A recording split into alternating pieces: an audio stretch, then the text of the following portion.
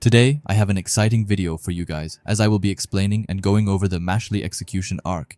In this arc, Mash has gotten himself into some trouble after being exposed for not having any magic, and because of this, he has been sent to trial to receive his judgment. This is the first arc after season 1 of the anime, so I want to warn you guys that this video contains spoilers for the manga. And with that out of the way, don't forget to leave a like and subscribe to the channel, and let's get right into the video. It is revealed that divine visionaries are the most powerful magic users in the world. They play a vital role in keeping the world functioning by handling most of the magic-related tasks. They also serve as an official force sanctioned by the state to protect society from those who might disrupt it. To symbolize their divine role, they are given titles that mark them as chosen by God. Meanwhile, in the Bureau of Magic, where Mash is facing a trial, there are rumors that he concealed his magical abilities from the Bureau. Looking back at the events from one day before his arrival at the Bureau, Mash was spending time with his friends when he received a letter. Upon opening it, Lemon and Abyss were surprised to find out that he had been summoned to the Bureau of Magic. Returning to the present, Mash finds himself in a conversation with Blessed Minister, the Vice Director of the Bureau of Magic. The Minister explains that hiding his magical abilities is a serious offense, especially because it wasn't discovered during their enrollment process. Mash, in response, just stares at him. Blessed Minister then asks Mash if he knows who created their world. Mash responds with a question of his own, asking if it was some influential figure. Blessed Minister explains that it was God who created their world, and as God's creation, the world is a thing of beauty. The same goes for magic. It's a miracle given by God to people. However, there's someone threatening this beautiful miracle, and that person is Mash. Mash is puzzled by this revelation. Does he understand that he might be a problem in the system and needs to be addressed immediately to prevent disruptions? Mash remains puzzled. Mash may understand, but he questions whether things always have to be perfect. Bless raises his voice at this point, emphasizing that it's not up to Mash to decide. Suddenly, someone interrupts and argues that unshakable confidence doesn't exist. The only thing that matters in the end is success. What Mash needs is not confidence, but self-belief. He has the potential to become a real man. This person is revealed to be a divine visionary, Ryo Grants, the Magic Security Forces captain. Bless calls him Lord Visionary and asks why he's there. Ryo dismisses the question's importance and checks with Mash if his earlier question was correct, to which Mash agrees. However, Ryo explains that they all follow rules that cater to the majority. If they try to accommodate everyone, stability would be compromised.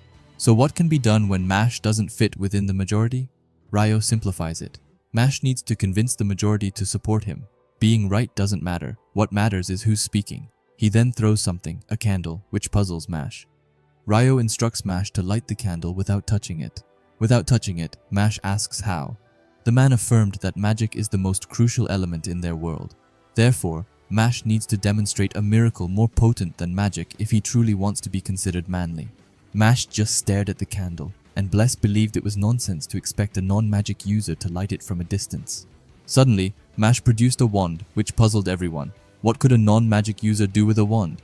Ryo was criticized for assigning Mash an impossible task. Then, unexpectedly, Mash began spinning the wand rapidly on the marble floor, creating friction. This extraordinary speed generated fire, and soon, Mash successfully lit the candle. It appeared that Mash had grasped the idea that he could change the world using his own strength. Ryo was pleased and complimented Mash's spirit. Just then, someone announced the arrival of the Divine Visionaries. They were informed that they would be dealing with a student who lacked magical abilities. One of the Divine Visionaries remained silent. Another complained, but was comforted by a companion. One wondered about Wahlberg's intentions, and another felt the chill in the room. One of them stated that their purpose was to maintain order, and there were no exceptions. Mash stands there, saying it looks like they are ending the trial. Bless shouts, telling Mash the decision isn't his to make. Suddenly, sand starts coiling around Mash's feet. Soon after, another attack surprises Mash.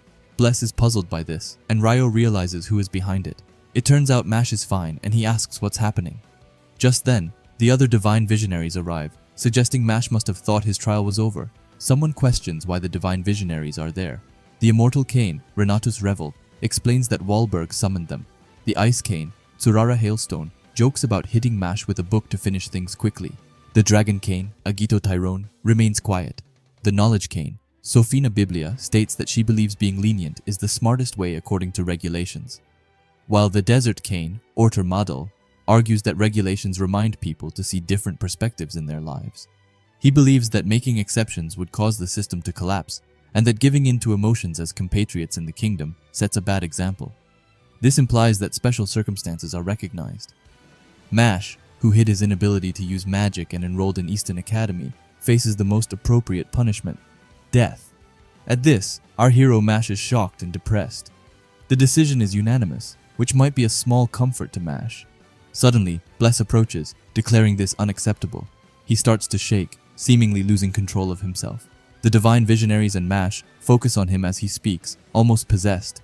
Then he announces that they are Innocent Zero. Mash and the divine visionaries become serious. Innocent Zero claims ownership of Mash, insisting they shouldn't touch him. The divine visionaries are surprised to learn about Innocent Zero's involvement in Mash's origins, which seem extraordinary.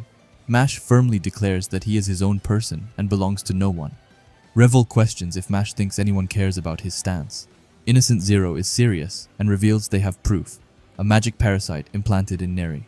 Everyone is surprised by this revelation, and Mash inquires about who Neri is. Then, the nature of a magic parasite is explained. It is a delicate magical creature that consumes mana, while using its host as a chrysalis during its larval stage.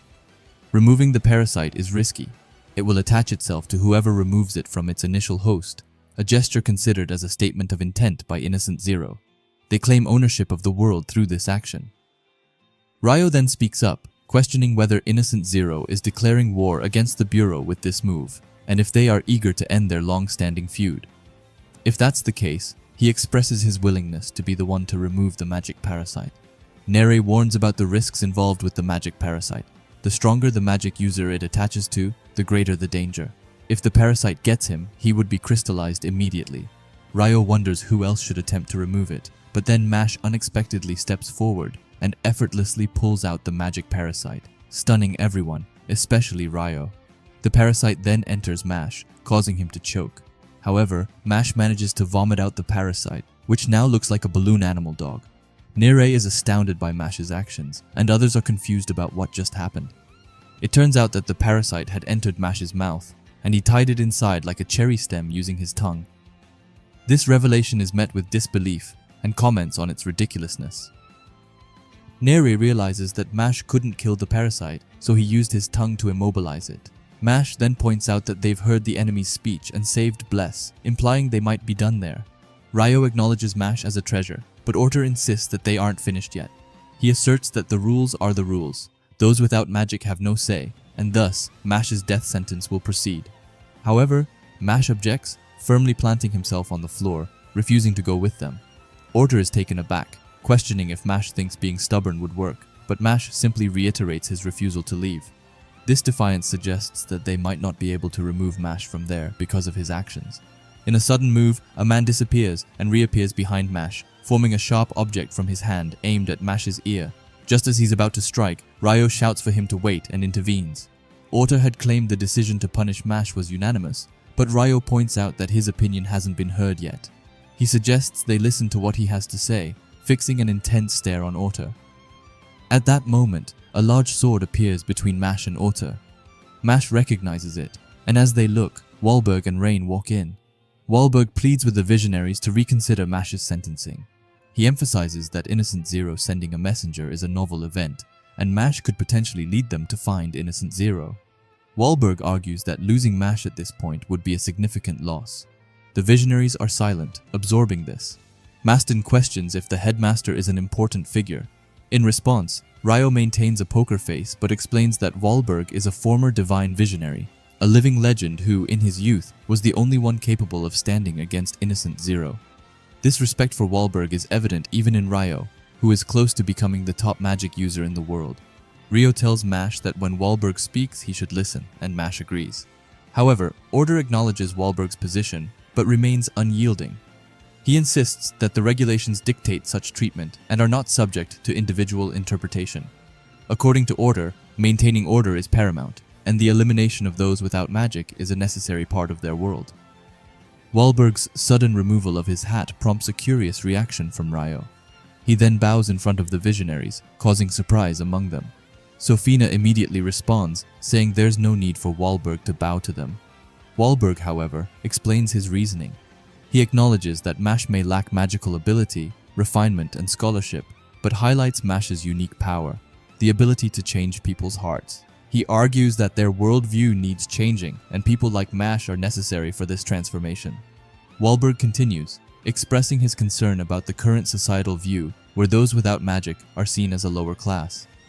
He finds this unfair and notes that societal values evolve over time. Changing these values requires courage, especially in admitting past injustices. He emphasizes that what is wrong remains wrong.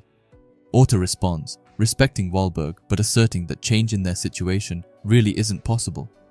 Rain also joins the conversation, supporting the headmaster's view. He believes Mash has proven himself trustworthy.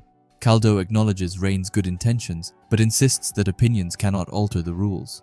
Revel, finding the debate tedious, suggests they simply finish off Mash, reflecting a desire for a swift resolution. Sofina mentions that Rain has already expressed his views clearly, but the public won't accept the exception order. He states that there is nothing left to discuss, and they will execute Mash. They all put emotions before rational thoughts. Bless Minister says that he feels the same way about killing those without magic, believing their power is a special blessing from God, and those without it are meant to be separated because they don't meet the standards set for humanity. However, one of those lack magics people saved his life. He knows he should act based on the rules, but if he fails in his duties, so be it. This case is for him to handle, so he's asking for reprieve for Mash. They can punish him if they want, but his judgment will not change. After that, Wahlberg and the Divine Visionaries exchange glances. Orter says that they will follow this under the condition that they need to observe all of Mash's movements as a tool against Innocent Zero. Mash needs to prove his strength by becoming the Divine Visionary candidate for that year. If he fails to reach that, Mash will die. Mash understands this, but if he wants to embody the headmaster's wish and live peacefully with everyone, orders alone won't be enough. He then punches the ground, causing a very strong earthquake. Mash declares that because of this, he would brutally beat up Innocent Zero with his fists. Elsewhere, it seems the leader of Innocent Zero feels threatened by Mash's words. Mash recounts everything that happened to his friends. Lance is surprised that Mash lacks magic, while Finn wonders if this means he's now involved in a delicate situation. Dot, on the other hand, says that he understands and suddenly suggests they have fun. In the next scene, they head to Marquette Street. Finn thinks that perhaps Dot suggested this for Mash, thinking it might be better than just stressing out all night. He wonders what his friends might look like when they're not in school uniforms. Someone calls Finn, and when he looks back, he sees a person in full plate armor. Dot tells him that having fun is also a kind of battle, but Finn doesn't quite understand. Neither do I. Then, Mash arrives, and it's clear that he's still working out, which surprises Finn. Mash explains that he has never tried going out with his friends before, so he wasn't sure what to wear. Finn wonders why he even needs to bring that up. Lance arrives and apologizes for being late. Fortunately, Lance's attire is normal. However, Finn is mistaken. After that, they chat and mention the popular game at Marquette Street. Before long, they find it, with displays of koalas and dartboards. The player tickles the koala's nose to make it sneeze, using the koala's mucus as projectiles to hit the dartboard. Finn finds it fun, and Mash wants to try it, while Dot boasts about it. As Mash is preparing, the koala suddenly sneezes, and the mucus hits Dot, making him bleed. Mash apologizes, and Finn is left bewildered. There's a brief silence, but Dot understands that Mash is a first-timer, so he decides to show Mash how to play. However, when he tries, the mucus just hits Mash. Mash remains quiet for a moment, and then puts Dot in a flying armbar, suggesting they should have a fist fight. In the next scene, they continue walking, and Lance is looking for a new wand. He mentions a famous wand shop on Marquette Street, and there are rumors that the Divine Visionary selection is approaching. Considering their current coin count, they are sure they can pass the selection exam, and once they do, only the final screening remains. Lance doesn't care if Mash doesn't have magic. He wouldn't hold back for his sister. Mash simply looks on. They arrive at the wand shop that Lance mentions. Upon entering, they find the shop filled with flying wands. An old man greets them and welcomes them in. The man notices that they are students from Easton Academy, to which Finn agrees.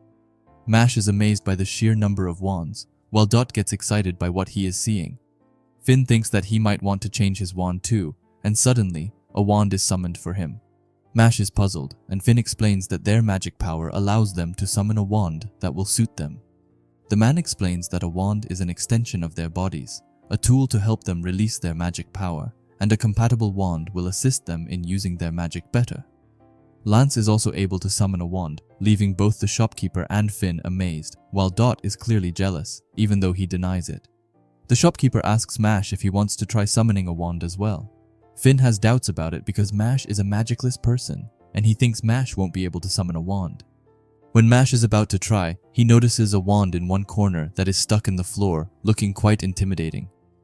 The shopkeeper explains that the wand has been there for many years, but it is too heavy to be moved. The story goes that beneath it, there's elf water that will emerge when the wand is removed. The water could be used to make beautiful wands, but it's nothing more than a legend. In thousands of years, no one with strength or magic has been able to lift it. Dot, in particular, tells Mash not to attempt it, and they shout at the shopkeeper not to challenge Mash because they don't know what he'll do. The shopkeeper wonders what they mean, and suddenly, Mash picks up the wand, and water starts flowing from where it had been. The shopkeeper is surprised, and Mash says that's the one he'll take. The shopkeeper is bewildered by what happened and can't believe the legend is true. He thanks them and says the wand now belongs to Mash. In the end, it turns out that Lance doesn't buy a wand. Now that their shopping is over, they plan to go back to playing. Then, Lemon and Tom arrive, apologizing for being late. In the following scenes, they visit various stores and enjoy their day. Afterward, due to exhaustion, Dot, Lemon, Finn, and Tom fall down, while Mash enjoys looking at his wand. They shout that they're experiencing the best student lives. Suddenly, Mash says that he has enjoyed the day, which surprises his friends. He had never experienced going out with his friends before. Mash invites his friends to come back there again. His friends are touched by this, and in the end, they agree, with Lance saying he will bring along someone next time. And that has been the whole execution arc explained. I really hope that you liked this Mashle video, as it's the first one I've ever done on here, and if I'm being honest with you, then I've actually got more to come, which I hope that you are looking forward to, as the arc after this one is one of the craziest arcs I've ever read. But if you enjoyed this video, then it would mean the world to me if you could like this video, subscribe, leave a comment, and maybe even share it with someone else who is a fan. Anyway, thanks for watching and have a wonderful day. Bye.